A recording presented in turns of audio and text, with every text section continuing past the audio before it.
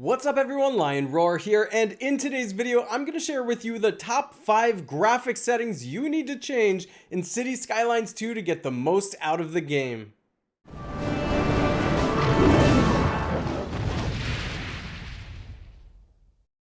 But first, download Jumpstone Legends, a mobile RPG puzzle match game. Use the link in the description to start with free stuff, including a bonus hero. Alright, so you've heard that Cities Skylines 2 is going to be awesome, so you bought the game, you installed the game, you started a new game, and you were immediately disappointed. Because when you got in, you saw that the graphics were not that good, and not only that, it's kind of choppy. Like, what's going on here? Did I make a mistake? Did you make a mistake? Well, I don't know. That remains to be seen. We got to actually play the game to find that out. But we can fix the graphics. We can make it not only look better, but we can make it perform better too. I'm going to go ahead and turn on my stats so you can see what's going on here. And no wonder it's choppy.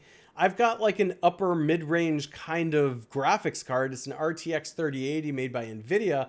And I'm only getting 24 frames per second, sometimes 23, sometimes 25. And I haven't even built anything yet.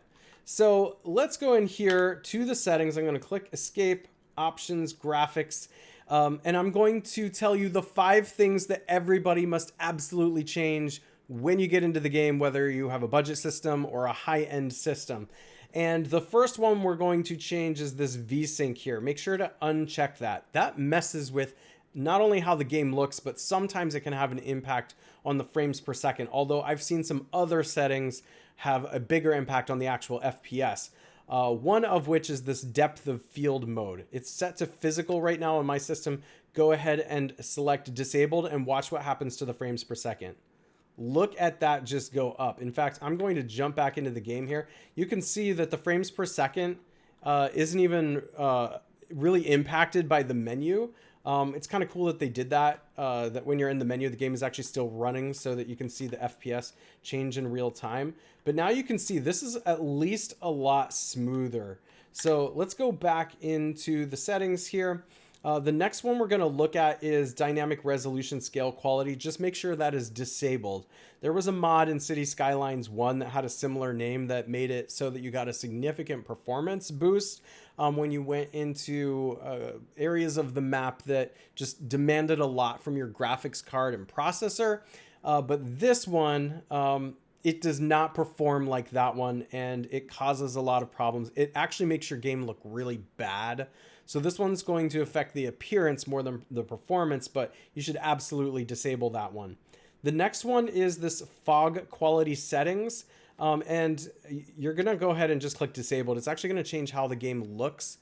Some people might prefer the fog because the fog looks kind of realistic, but it gives you a nice performance boost. You can see this is what the difference looks like just an absolutely perfect, beautiful day. This one can come down to preference. If you have a higher end system and you don't want to just straight up disable that, you can enable it and then go down here to volumetric quality settings and just turn that on low, because you can see when I go back into the map, well, the fog actually doesn't look terrible. It actually looks pretty good if you want to look at the fog. But some people don't like how that looks. It makes it look washed out. So I'm just going to go ahead and suggest that you disable that. Now, the last one that everybody should change has to do with anti-aliasing. Let me show you something when we dive back in. In fact, some of you were probably wondering about this already. Look at the trees.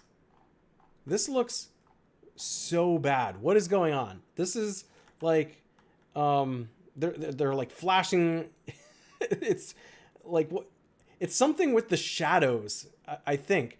And the only way that I could make it not flash in my first run through was just to turn the shadows off, but that looks terrible. So I have a better solution for you on this one. We're going to jump back into the graphics settings, and then we're going to click on advanced at the top here, and then scroll down to this anti-aliasing where it says anti-aliasing method, subpixel morphological AA is what mine was set to. Drop that down and click on TAA, okay?